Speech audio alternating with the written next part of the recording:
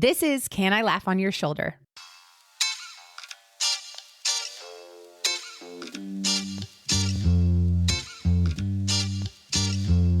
Hey, welcome to Can I Laugh on Your Shoulder?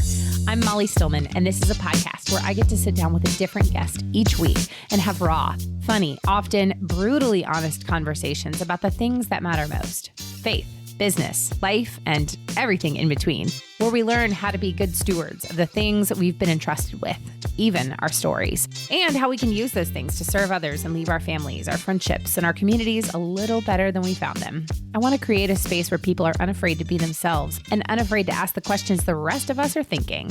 My goal is to make you laugh, cry, and laugh till you cry. My guests this week are Amy Daughters and Dana Rivera. Amy is a native Houstonian and graduate of Texas Tech University and has been a freelance writer for the past decade, mostly covering college football, but sometimes talking about her feelings. Her debut novel, You Cannot Mess This Up, a true story that never happened, was selected for the Silver Winner for Humor in the 2019 Foreword Indies and overall winner for Humor and Comedy in the 2020 Next Generation Indie Awards. Dana Rivera is the mother of 5, grandmother of 6, almost 7, wife of 1, and teacher of many. She's a PE teacher, which is so fun. She was born and raised in South Louisiana and desires nothing more than spending time with friends and family. She's a reluctant runner and lives in Lafayette, Louisiana with her husband Jim and dog Nabby. She's currently writing her first book called This Is Not What I Expected. Now, you might be wondering, why would I have these two people on? They seem unrelated. Well, Amy is the author of Dear Dana, That Time I Went Crazy and Wrote All 580 of My Facebook Friends a Handwritten Letter. And the Dana in the title is, yes, you guessed it, Dana Rivera. It all started a few years ago when Amy didn't know how to reach out to her old friend Dana from camp after hearing that Dana's son had been diagnosed with terminal cancer. She wasn't so sure that a simple "I'm so sorry" on a Facebook post was the best thing to do, so instead she wrote a letter to Dana, someone she hadn't seen in decades. And even though she didn't initially get a response, long after the casseroles stopped coming to Dana's house, Amy's letters never did. This story is such a unique, crazy, amazing, incredible story of two friends who their friendship was rekindled after decades just because of a handwritten letter, and how it has started a wave and a movement of connecting and seeing people in such a unique way. It's about being an empathetic griever. It's about being a good friend in a world that is seemingly so connected online, but how do we do those things in person and in real life and through the magic of a handwritten letter? You are going to be so encouraged by this episode and by this interview. I'm telling you, I loved Amy and Dana. I can tell that their friendship is just so sweet and a gift to so many people, and you're really going to be inspired by this conversation.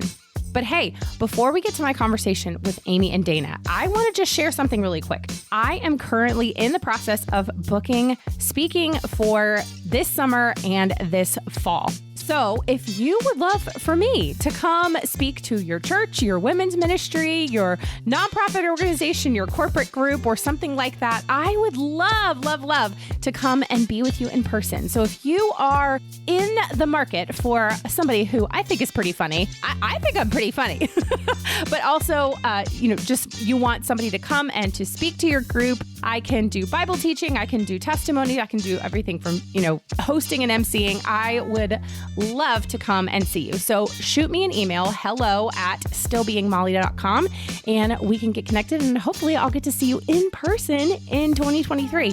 Without further ado, on to my conversation with Amy and Dana. I can already tell that today's episode is going to be real fun because I have with me two friends, one of whom is a PE teacher, I learned, and she's like, and my kids are in elementary school, and it is, I think, like historically accurate to say that the PE teacher is kind of like the school celebrity almost always. I think it's just like, doesn't matter what school you're at, but the PE teacher is pretty much everybody's favorite. So it's going to be amazing. Absolutely. I love it. So welcome to the show, Amy Daughters and Dana Rivera. How are you guys doing today? We're great. I'm great. I'm good too. I'm great.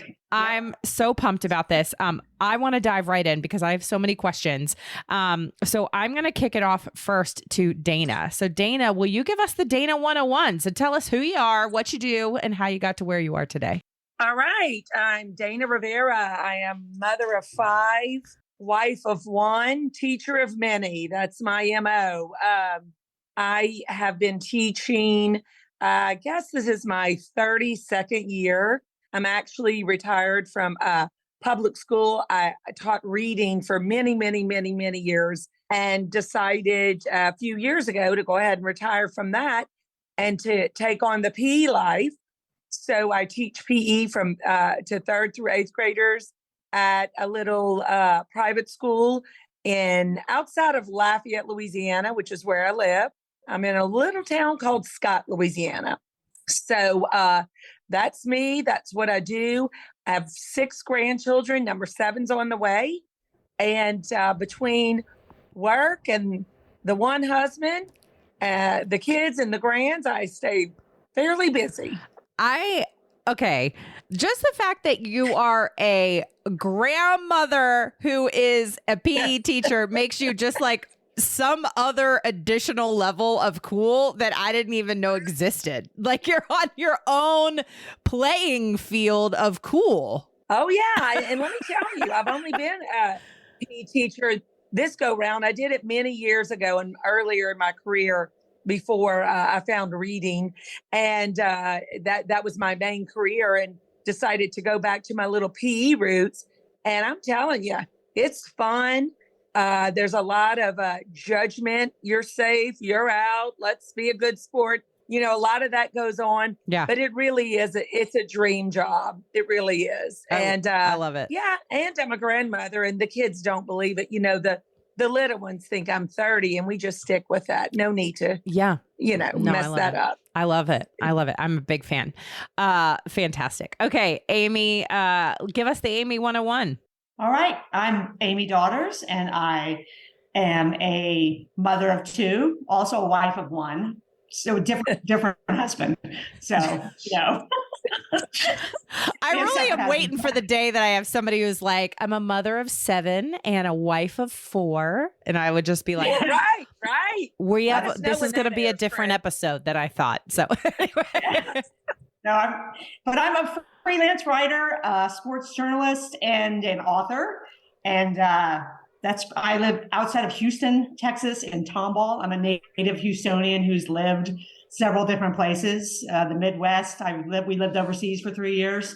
That's basically me. I mostly write about college football, and I sometimes write about my feelings. I mean, those are 2 very similar categories. As somebody who is just a sports fan in general, is most of the sports, like a lot of feelings come out when I watch sports. So I think that's a natural. And funny enough that I, prior to like a month ago, would not have known where Tomball, Texas is, but I was just in Houston speaking at a church in Spring, Texas. And so I drove. My hometown. Yeah. So I was speaking at Faith Bridge Church, which is right there. I think. I don't know. Yeah, I know exactly where it is. 6 minutes. Yeah. So I was there in January, and I have only been to Houston twice. And I already really, really love Houston, based on the 2 visits that I've had, mainly for your food. You have really great food that I dream about, particularly the fajitas from Lupe Tortilla. Lupe! I've taken Dana there. I'm telling you. I love Lupe Tortilla. I'm telling you, I did not know it was possible for fajitas to change my life, but my life has been forever impacted by the lime marinated steak from Lupe Tortilla. Absolutely. That is the best fajita beef I've ever had. It's unreal. I did not know that it was possible for beef to melt in your mouth, but it does. Right. And talk about feelings. I cry every time it ends. I know. I know. Oh my gosh.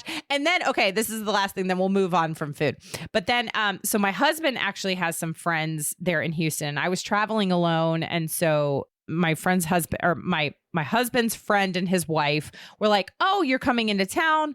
You're landing around dinner time. we'll take you out to dinner. We'd love to see you. And I was like, great, awesome, cool. And I'm renting a car. Like, I don't know what I'm doing. Anyway, they're like, hey, put in this address when you land. Come, you'll meet us at this restaurant. And I'm thinking like, cool, we're going to grab burgers or whatever. Anyway, it was Perry's Steakhouse, which is gosh, that's nice. Very fancy and super fancy. And so I just felt like I was royalty being taken to this very fancy steakhouse. I mean, and that was also like next level, unreal, like, because it's like the very fancy steakhouse where you get the steak on the skillet and then you get the family style sides and the potatoes au gratin. Right. Okay, now I'm real hungry. And so we're going to move on. But, well, I'm so pumped about this. So let's dive into this story because based on your 101s, somebody might say, how do these two people connect, relate to one another? Why would you be on a podcast? Just based off of your cool, you have interesting lives. But there's a connection between you two. And there's a new book that I'm holding up for those that see the video but if you're listening, it's called Dear Dana. That time I went crazy and wrote all 580 of my Facebook friends a handwritten letter by Amy Daughters. So let's dive into this story because when I first came across this book and I came across your story and your friendship, I knew right away that this was obviously, I was like, we're going to have you all on the show. So tell us about it. Amy, why don't you start of the story behind this book and how you guys reconnected? Well, Molly, I was like, everyone else, I'm on Facebook. And 30 years ago, I worked at a summer camp in Trinity, Texas, probably 35 years ago now. And I met Dana Duga, now Rivera, 35 years ago at Camp Olympia in Trinity, Texas. We were counselors together for probably 6 weeks was it. And we both have huge personalities. I don't really remember a lot of details from that, but we lost track. We did life separately for 35 years after that. And every once in a while, I don't think Dana thought of me, but I thought of her and thought, whatever happened to my friend Dana. And then like a lot of us do, voila, I go on Facebook, I look it up, there's Dana, she's back with different hair, and we reconnect on Facebook. I immediately find out that she has 5 children, 4 daughters, and her youngest child is a son who is at St. Jude, battling cancer. She asks for prayers. I like to pray. I immediately, without saying anything to Dana, started to pray. She gave updates. And then when Parker relapsed in 2014, I just, again, praying, I just suddenly became inspired like a jolt of lightning from above. I was like, you know what? I'll just start writing them letters. And that next day she was like, we enjoy snail mail sometimes at the Ronald McDonald House. Here's our address. Because I was like, where am I even going to write these people? And you know what? I started writing her and Parker together. And that's how this whole story of reconnection kicked off between Dana and I. Okay, so I love this because I think there's so many people that can relate to, hey, we had that friend 30 years ago, or that friend, that I came across, or, you come across a picture, you're like, hey, this person was in my life for a period of time. And then life happens and you go about your, moves and changes and marriage and schooling and all that kind of stuff. But the beauty of Facebook is you're right that you get the chance to reconnect. But in some ways we've lost almost that intimacy of friendship because of Facebook, because we just think like, oh, I have 580 or I have 1,000 friends. But do you really know those people? Do you really communicate with those people? And do you really regularly touch base with those and check in with those people? And so you took it a step forward. And so you started writing her letters. And Dana, can you talk about what happened when you started to get these letters from this friend that you'd known for 6 weeks, 35 years ago? The first time that we got the letter, we were living at the Ronald McDonald House. Parker was in treatment. And I was like a little shocked, I guess, because Amy and I had just recently in the summer become Facebook friends. And so I was shocked, and it was the nicest card, and that she was praying for us. She had a team praying for us. And, Parker was like, who is that? I've never heard of this lady, and I'm like, oh, it's just a friend from, camp, when Dad and I were camp counselors. And he's like, well, that's really neat. The next week we got another letter, another card. And I was like, he's like, she wrote us again? I said, yeah, look at that. So I think literally I was just, shocked. Like, who does that? A Facebook friend, someone you haven't seen in, at this point, I think it was 35 years, basically, or close to, someone you haven't seen. And, they go that extra mile to do something like really kind, really nice, really thoughtful. So it was surprising. So talk about what kind of came out of this, because obviously, there's now a book obviously out of this, but something happened. It started for you as, oh, I'm going to write, I'm going to pray for her. And I think too, this is, maybe even a whole separate conversation is just when somebody's grieving and really struggling with something really hard, especially if it's, a family member or a child or a spouse or a parent who has a terminal diagnosis or is struggling with something really difficult. In our day and age and in our culture, people often don't know how to handle and navigate someone else's grief. And we often make it more awkward than I think it needs to be, because the reality is grief is a part of life, and grief is something that we're all going to experience. We're all going to experience hard times and loss. If we live long enough, like tragedy is going to strike us. And so you kind of went that extra mile from just saying, oh, I'm thoughts and prayers, sending love and light, to actually doing something. And something really came out of that. And so either one of you, feel free to take this as what kind of came out of this initial sort of rekindling of a friendship in a unique way. Well, I'll just say what came out of it, our husbands wish they could put back. I'll tell you that real quick. Our husband, what has come out of it, our husbands literally wish they could put that back in the mailbox. But go ahead, Amy. I'll let you tell her, more seriously what's come out of it. Well, I wrote Dana and Parker for, several weeks. I don't know the exact count on that. But then Parker passed away. He was only 15, years old. And so not that any of this had anything to do with me at all, nor does it still, and all this was inspired by God on my part. That's the way I interpret this story. So it's not like I chose to go the extra mile or made some deliberate decision. This all just kind of happened to me. I was just literally minding my own business.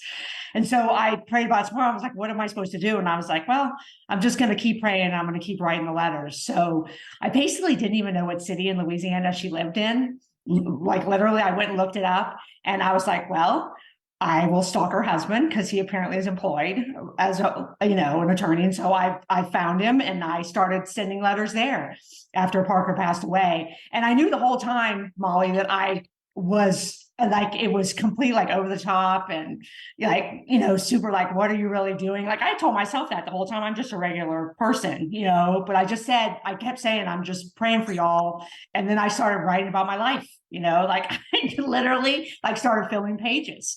And about 4 or 5 months into writing Dana every week, because I have a writing schedule and I just put her on the schedule. And miraculously, I go out to the mailbox and I lived in Ohio at the time, on my 48th, 47th birthday. And there's a letter from Dana Rivera. And it literally was one of the greatest moments of my life. And it marked a turning point because that was the moment Dana and I became pen pals. And we spent 2 years exclusively in the mail. We did not have phone numbers. We didn't have email addresses. And we shared so freely because, there's this free space created in writing, which I didn't intend on doing. I hadn't written a letter in 20 years when I wrote Dana, but we shared it. We knew nothing about each other. We ended up trusting each other in a way that makes no sense. But I didn't know what she was reading, what I said. I didn't know she didn't know when I read her stuff. I knew nothing about grief. So I didn't, for the most part, I just said, I'm praying for you. That's all I said. And then like, blah, blah, blah. We still talk about it. Blah, blah, blah, blah, blah. Here's my whole life story. And then after about 6 months into us pen paling this exchange, I sat back and I was like, my heart changed, my whole perspective on life changed. And Dana shared a lot about little things and big things. And I was like, if God can change my life with this one random girl from Louisiana, what happens if I write all these people a letter? So I shoved everyone's name in a box. I started writing letters, never intending to finish, but it gained momentum. And Dana and I were still pen pals for the whole thing. And about halfway through, I was like, oh my gosh, this is the amazing story of my life, and I wrote everyone and it blew up my life. And Dana and I became, BFFs, and it's a book. So that's the story. I love that so much because I think that, yeah, you're right. There's a freedom in writing. And you in and of itself, like you're a writer. So that kind of, I feel like came naturally. Dana, what led you to finally reply? Now, and real quick, like kind of point of clarification. So all this time, Amy, that you had been writing Dana, you had not received a reply, had you? Well, she did reply to me via Facebook message. Okay. And my friends call that the cease and desist message, because she was basically like, oh my God, I can't believe somebody. So that's in the book. And that message is beautiful. Somebody so random would, reach out to us this way, but it also said, here's our home address. FYI, you don't have to send the letters to Jim's office anymore. My friends thought that was hilarious because they're like, what she's saying is, you're good, but don't send the letters to my husband's office anymore. So we're fine. So I did hear back from her. And then about 2 months after that is when I got her first letter, probably. And that's a guesstimate, Dana. Okay. Yeah, I think we had been, you started in December of 14. My first letter that I wrote to you was at the end of April of 15. Right. So, and the reason that I finally wrote her back was because the only other communication besides her letters was that one message giving her our address and telling her, wow, this is so nice.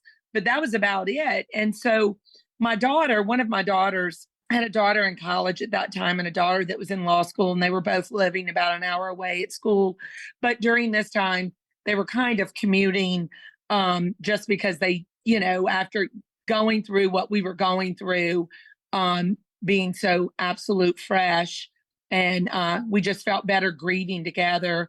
And so, one of my daughters, as I went one day to get the mail and there was, that weekly letter, she said, Mom, how long do you think she's going to do this?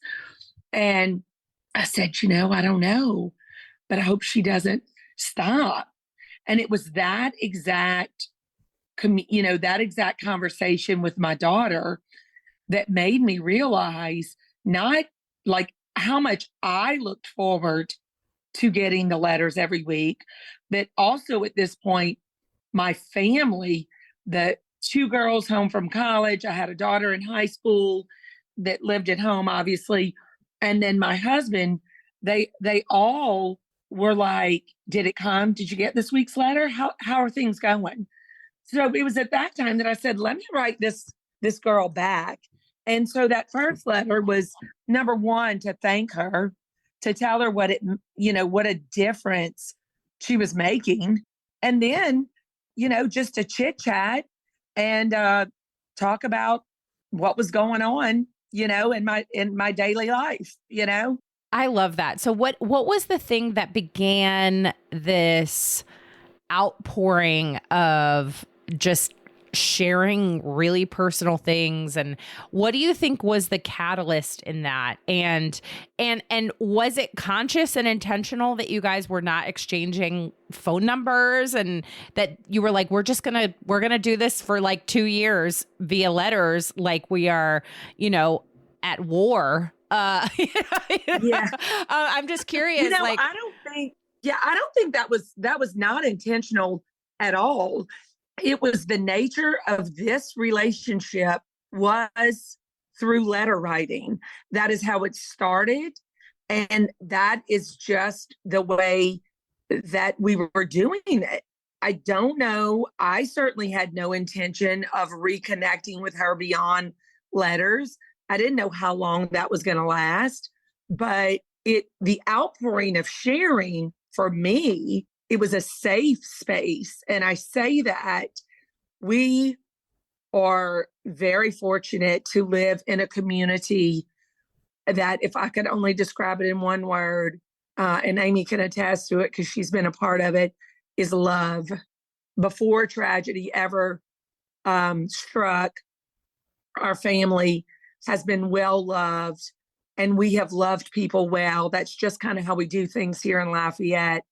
And, we're each other's cheerleaders, So when, our worst moment came to life and we went through absolute, you can't even, there's just no words, like our world stopped.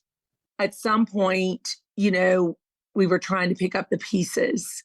And what you do, or what we did, I can't say what you do. What we did is we picked them up for each other. I got up because I wanted my husband to get up. He got up because he wanted me to get up. Our children got up because they wanted us to get up. We got up because we wanted our children to get up. And that's kind of how we were living through this time, that these letters were coming every single week. And so with my family, and obviously with our tribe of people that surrounded us, who were all trying to do whatever they could just to be there for us and to get through it with us, there comes a point where you don't want to bring down the room. And what I mean by that is that if my kids are having a good day, I don't want to be the one sharing this. I'm sucking, this is horrid. I can't do this, so you do all that with each other. You certainly share your grief because you're living it together, but you don't want those honest, horrible moments are hard to, you just don't want to put it on other people who already have so much on them anyway. And so Amy provided a safe space for me that I could say, this sucks. I can't believe this. What in the world is going on? Like, how is this the reality? And so the outpouring of sharing came because, and I would tell her, I hope I'm not depressing you, but it was a safe space. And because she wasn't living, eating, and breathing it every single day, I felt like I could be honest with her in a way that I wasn't honest with really anybody else. From my end, I mean, her sharing always obviously humbled me. And I, still, I read back through the book, I read back through her letters, and especially now that I know her better now, it's incredibly humbling. And it has to be God, because I literally am just this regular person on the other side of a mailbox. I know for me when I started sharing my day-to-day life, it became an outlet for me. And I was in a much different, place in my life than Dana was and is. But now it seems like, I shared everything with her because I was trying to fill these pages of these letters. And then I realized that in sharing these things with her, and I still put my life in order when I tell Dana, I just can't believe how much I trusted Dana without knowing her. And then this relationship blossoms after that. And again, I mean, I interpret it as being God, but it's just God was being so intentional. And I was just running around, trying not to screw up my kids, so that's about it. Oh, absolutely. Well, I'm curious how this, how you began to really dig or resurface this kind of lost art of letter writing and what it taught the both of you. And especially too, I would love to hear, Amy, when you began the very I would say, lofty quest to write all of your Facebook friends. I mean, I also have logistical questions like, how did you get all these people's addresses? But just in general, is when you began that journey of writing each person and you're rediscovering that lost art of letter writing. I mean, I think about, I kind of made the joke about like you were at war, but I mean, really, like think about, our grandparents' generation, even my mom's generation. Like my mom was served in Vietnam. And so how did she communicate with her family back home? Letters. And so I have all of my mom's letters that she wrote back and forth to her friends and family, during the war. And so it's this kind of lost art that we just don't do as much anymore. And so, what were the things that you were discovering? What was happening when you started to write these people? Because I'm sure there were people that you were friends with on Facebook that maybe you'd hung out with like once. Oh, yeah. So there were, what happened? There were all those categories that you can think of people, because it's so relatable because we all have a Facebook friends list. What I did not understand, and I think it's important to note that the letters to the Facebook people would have never happened without Dana and Parker, because that left me inspired to do something more. And I believe that every letter that left my outgoing mail, is a credit back to my connection to Dana and, to Parker and to, but, I had no idea that a letter was going to mean what a letter would mean, because I think what I didn't understand is, social media is a great jump off point for relationships. I don't think social media is a terrible thing. I think it's a useful tool. But when you send someone a handwritten letter and they understand, I told every single person who got a letter, look, I'm writing everyone. So it was very clear, but people were like, oh my God, you chose me. I was chosen. And I'm like, oh my God, I chose everybody. But they felt so special because they knew that and then I had to go look at their profile and figure out what I was going to say. And it turned into this over and over again. It was this, for the most part, this exercise in gratefulness, because it was like, oh my God, remember in 7th grade, we were both dorks and you had a clarinet and I had a flute? Well, you were my friend. Or do you remember when you showed up for me in high school or in college? So there was all that, but I had no idea. It blew people's minds when they got these letters, and the way they shared back with me, some of that left me feeling guilty, which was a very unexpected response to the whole project, because I couldn't keep up with all these people. But by and large, people were just blown away, because writing a letter is so deliberate, and they knew you had to put a stamp on it. And it was just like over and over again, people were shocked and so excited by receiving a letter. How do you see this as something that people can take away something from? And maybe this is something that you hope and pray that other people would do, is not necessarily do the undertaking of writing all of their Facebook friends, but rekindling that lost art of letter writing and what it means to really see people and connect with people in a personal way. I don't know if you want to take that, Dana. Well, I'm sitting here thinking about, for one thing, this is my perspective is not necessarily, definitely different than Amy's. But earlier you mentioned, we don't know what to do when someone's grieving. We don't know how to respond. And I think what Amy did is her instinct, her gut, God told her, do this. And she listened. And so I think if you feel that nudge to call someone, connect with someone, do it. And maybe you do that. Maybe, you feel like you need to reach out to somebody, but a phone call is a little, maybe you don't want to get that personal. Write them a note, stick a note in the mail. And I think, so much of what Amy did is she listened.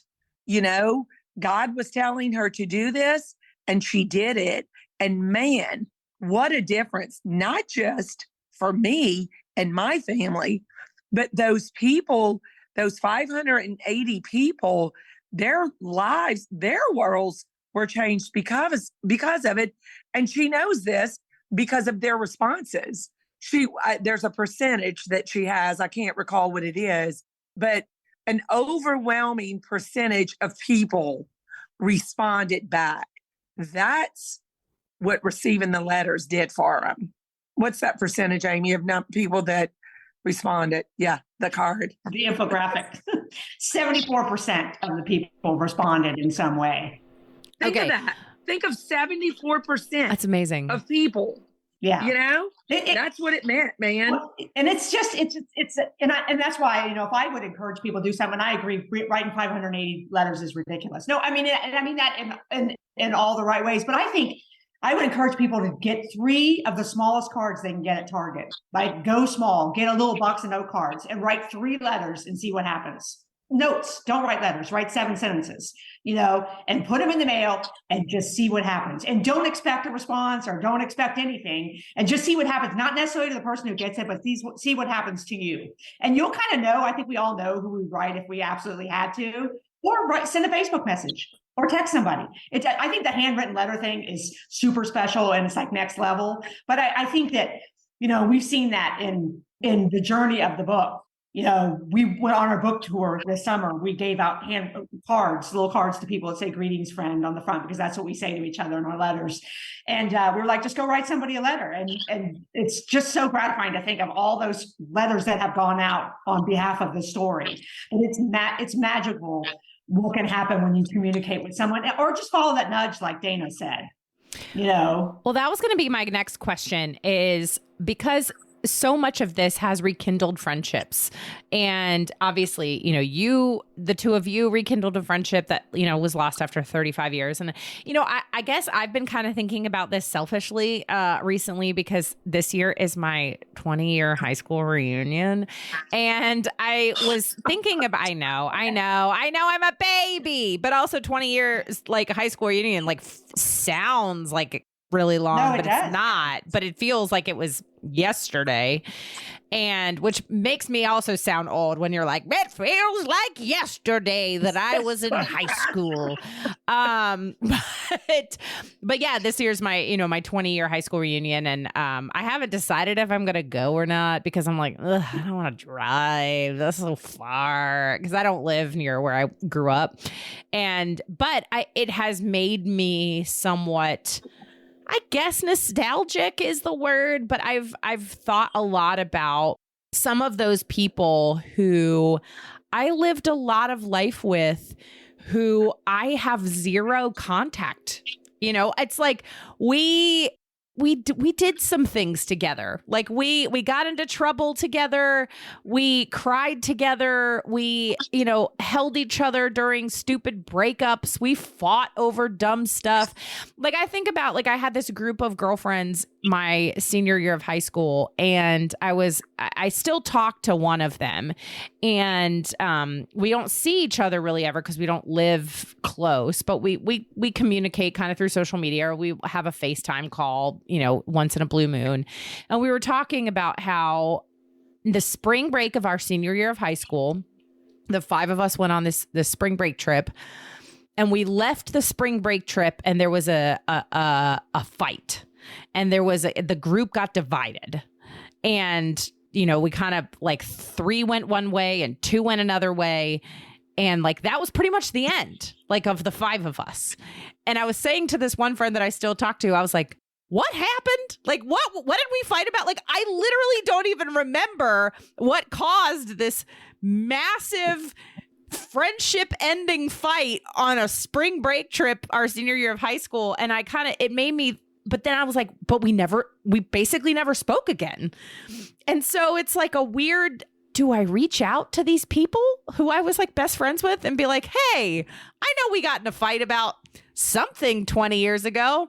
Don't know what it was. You wouldn't talk to me ever again. Can we be friends again? Like, I realize it sounds ridiculous, but I also realize that there's probably other people that are like, yeah, I can definitely think of that friend where our friendship ended and I don't even know why.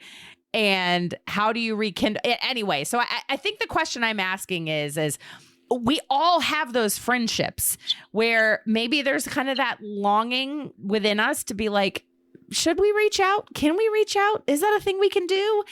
And how do we do that? Well, I think that's the great thing about a letter, Molly, is that, and I'll let Dana respond as well, but it's a safe space because you can send it. You don't know when they get it. So you let yourself off the hook, number one. You drop that thing in the blue box and you're like, peace. Yeah, there ain't no read receipts on that. You're not sitting there waiting for like the triple dot bubbles when they like the triple dot.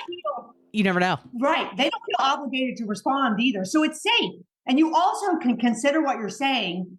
And you don't have to hit send. You wait until you put it in an envelope and send it. But you can also, I wrote people who I fired from jobs, who I was their boss, and I fired them. I wrote to people who, yes, things ended poorly, like, people I dated, like other stuff. But there is, when you start writing, you realize you can say, hey, look, we did all those things. And you said that beautifully. We held each other. We gave each other hugs through breakups. We cried together. We deal with each other's parents. We deal with, and that's something really powerful. And I think when I look for something to say, that's the kind of stuff you start to say. And that disarms everyone, because the number one takeaway from the Facebook letter side for me was, we have all these differences, like stuff that, like with your friendship group that separated you, the schism of high school senior year. You have that, or you have somebody who doesn't believe exactly what you believe, or somebody who doesn't have the same politics that you do. When you reach out to each other in that way, all that, it still matters, but it just starts to go away. And there is the hope, Molly. And I think that you yearn to do that because, like we all do as humans, we want to be connected. And that hope is there in those connections with those people. And a letter is a perfect way to, and I don't know if you'll mend it or not. There's no way to script that. But you've done your part. You never have to worry about passing it in the grocery store again and never have said anything. But I'm sure my friend Dana has some wise words about that. Oh, here's my wise words with that. Why wouldn't you? Why wouldn't you? Why would you not send a little letter in the mail, or send a Facebook message?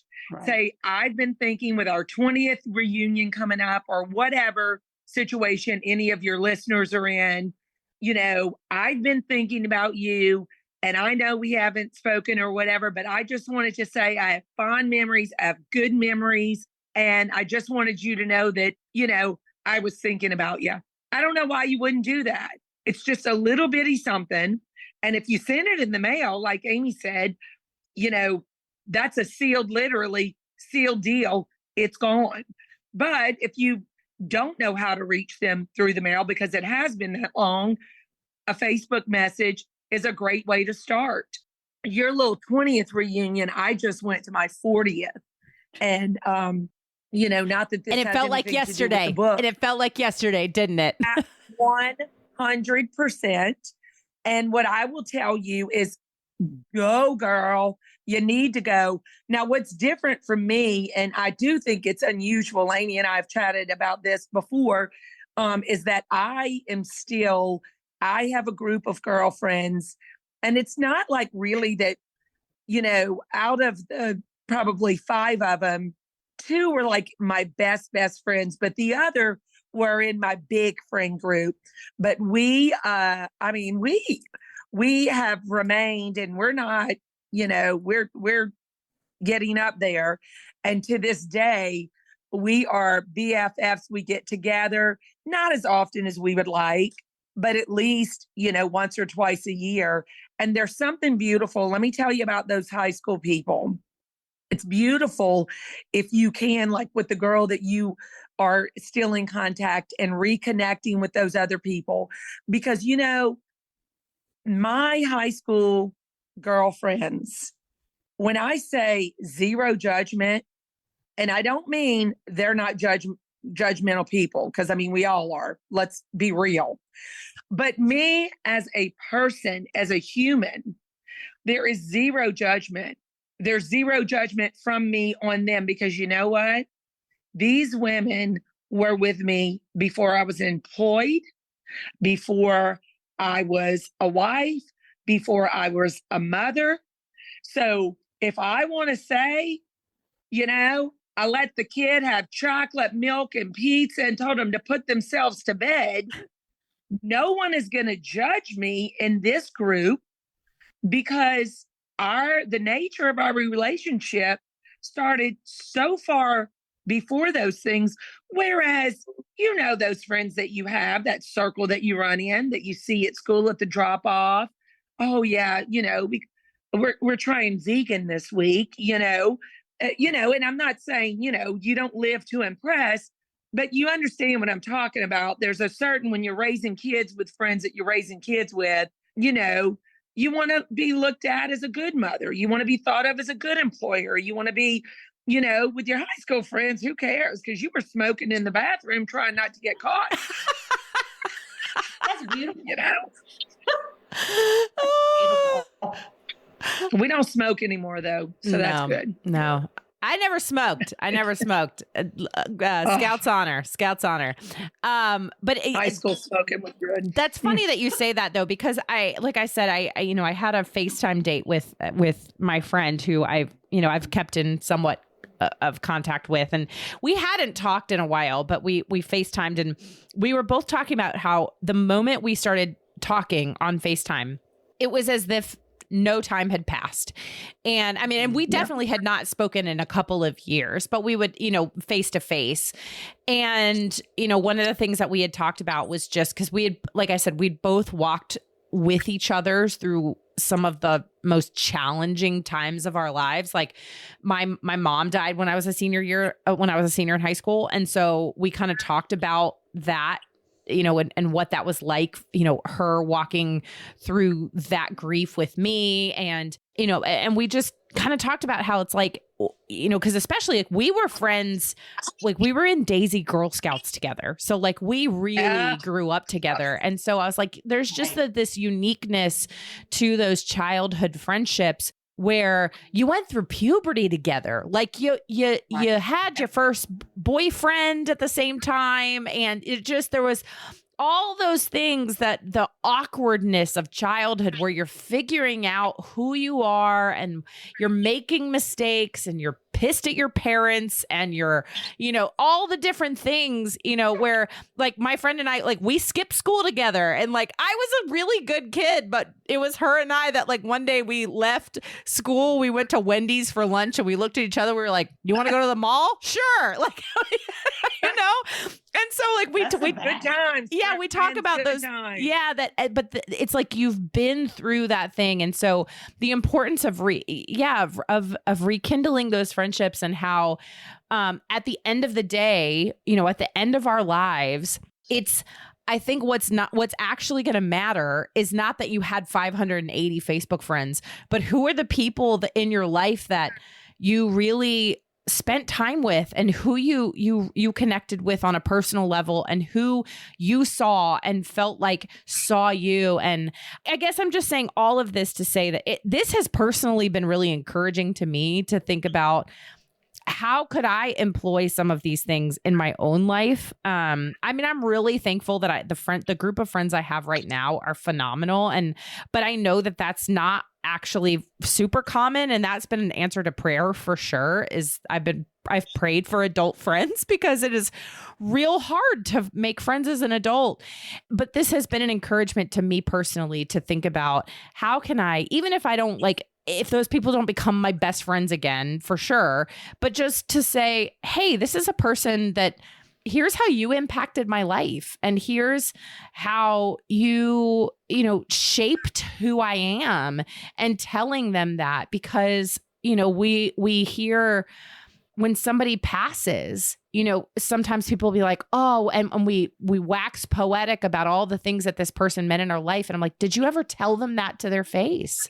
Did you ever share those things with them? And I'm trying to do better about this as a friend now, is to tell people why I love them and why they mean a lot to me now while they're alive. And I'm not trying to sound like morbid, but we could get hit by a bus tomorrow, or like my goat could, gore me with his giant horn. I don't know. Like stuff happens. Well, Molly, I'm going to tell you this, and Amy, to me, the book resonates so well with the fact that we all have a desire to connect. We all, beyond social media has been a beautiful thing for bunch of million different reasons. And it has reconnected people that otherwise we would not have connection with. So there's that. But it also can leave you feeling empty and bad and lonely and frustrated, because the typical social media is the glorified moments, and so that's not daily, that's not real life, those glorified moments. So we all have that need and that desire to connect with someone beyond social media, beyond the comments or the likes, and I think that's exactly what Amy did. I know that's what she did with us with the letters. And that is what the 580 letters did for people, is it gave them that connection. Someone cared about them beyond a Facebook post. And I think, man, if you can just do that, for 3 people, for 2 people, or take that time to say, I really appreciate, I know we haven't spoken, but I appreciate that you were there. What a difference, not just for the person, because you know how you feel when somebody says, man, Molly, I appreciate what you did for me. You know what that makes you feel like. But I'm going to tell you right now, when you are the person who are giving those words, at the end of the day, what it makes you feel like, and you don't do it for any reason except that you feel that nudge that says do it. Well, but man, when you do that, you go to bed, even though you're not even thinking about, you just go to bed sleeping better. right. So I think connecting is important, and it's good. And I think you're exactly right, Dana. And you highlighted, and we've been through this experience together.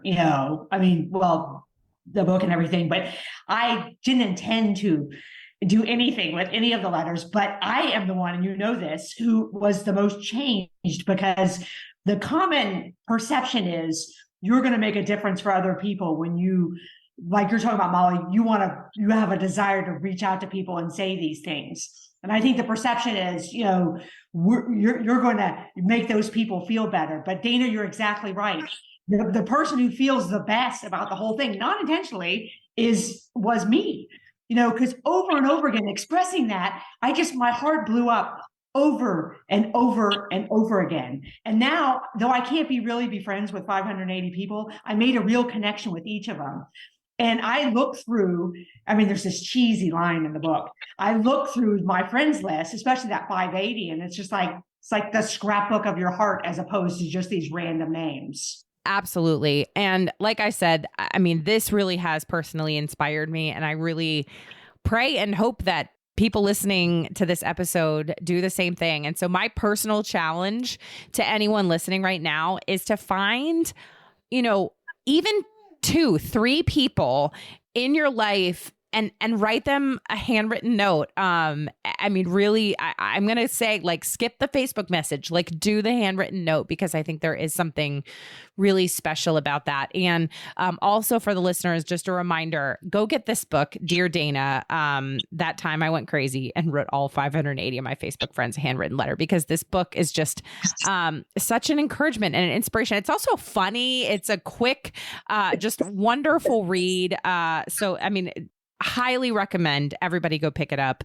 We are running out of time, which I feel like the time has flown by, just like it was with high school. But before we get to our last final questions, are there any kind of, words of wisdom or final thoughts you want to share of the things that you've kind of, learned, or you hope that other people learn from this whole experience? I'll tell you that what I've learned from the experience through the book, reading the book, is that I want to be a better person. Somehow or another, at the end of each little snippet chapter of the book, Amy takes the stories that she shares and wraps it up into this little moment, this little morsel at the end. And every single time I'm like, wow, I want to do better. I want to be better. And so that's that's what I am coming away with from the whole experience.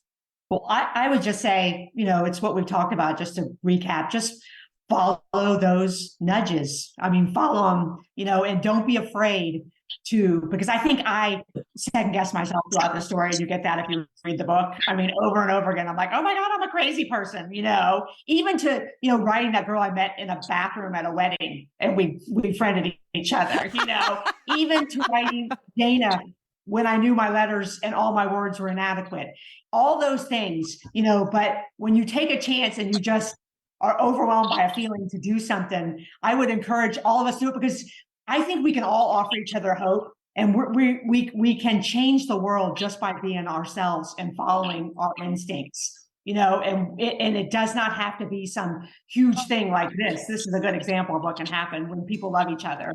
But I think just follow your instincts and let's all support each other, whatever those instincts are. They don't have to be the same. All right. Well, let's wrap up with the question that I ask all my guests. And you can both answer these. You can just pick one or the other. Totally up to you. I'm leaving it in your court. So the first question I ask all my guests here at the end is, what's the last thing that made you laugh? I would say really belly laugh was probably Saturday night a couple of days ago. Amy actually was visiting at my house.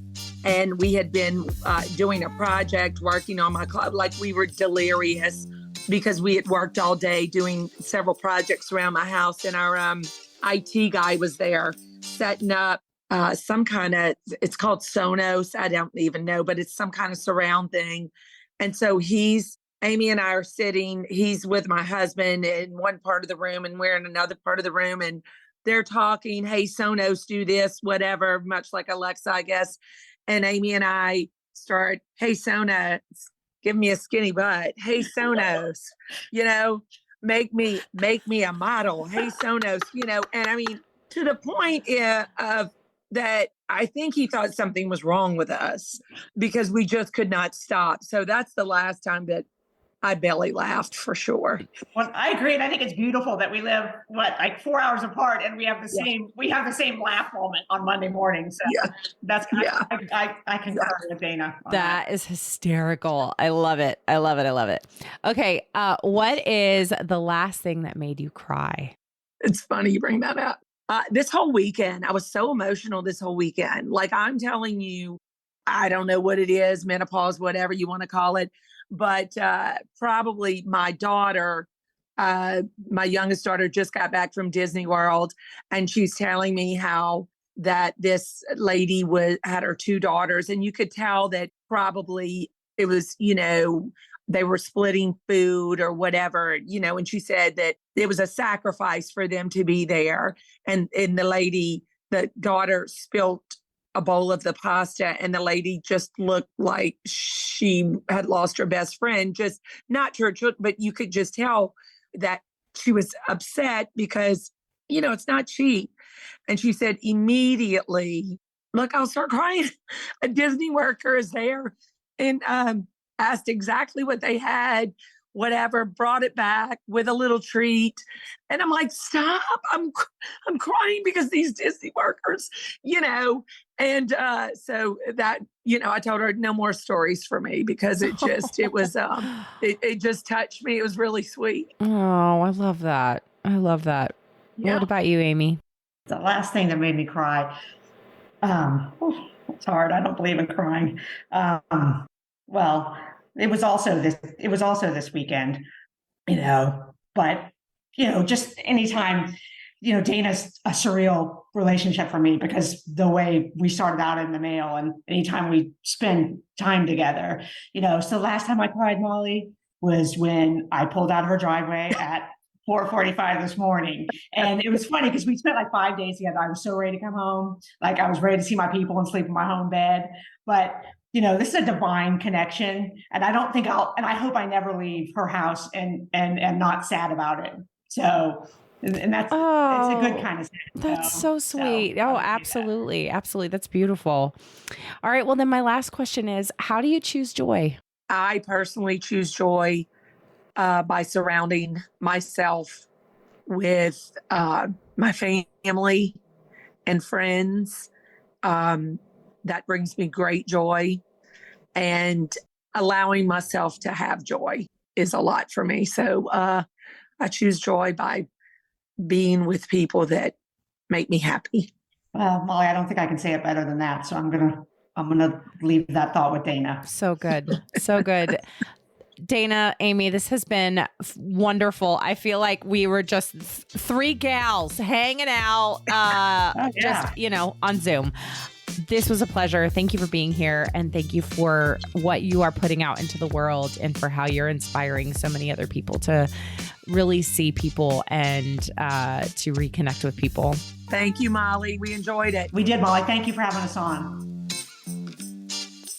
Basically, right after we stopped recording this conversation, I began to write a list of the people that I really want to reconnect with via the gift of a handwritten letter. So I hope that this is something that encourages you to do something similar, even if it's just sending one handwritten letter to somebody maybe you haven't connected with in a few years, or encouraging an old friend. I really, really, really loved this episode. I loved this conversation and just the way that they connect and have empathy for each other and the lessons that we can learn for it. Oh, it was just so good. I would love to know what you loved about this episode. Let us know on social media. You can find me at Still Being Molly or at Can I Laugh Pod on Instagram and Facebook. And as always, would you head on over to whatever podcast listening app you are on right now and click that subscribe or follow button and take a moment to leave a review of the show. Leaving a review really, really, really does help us to know what you're liking, how the show is impacting you, and it helps kind of give the show some social cred so other people will listen to it too. Thank you, as always, to the team at Third Wheel Media for producing the show. Thank you for listening. Now go, and I hope something this week makes you laugh till you cry. See you next week. Bye.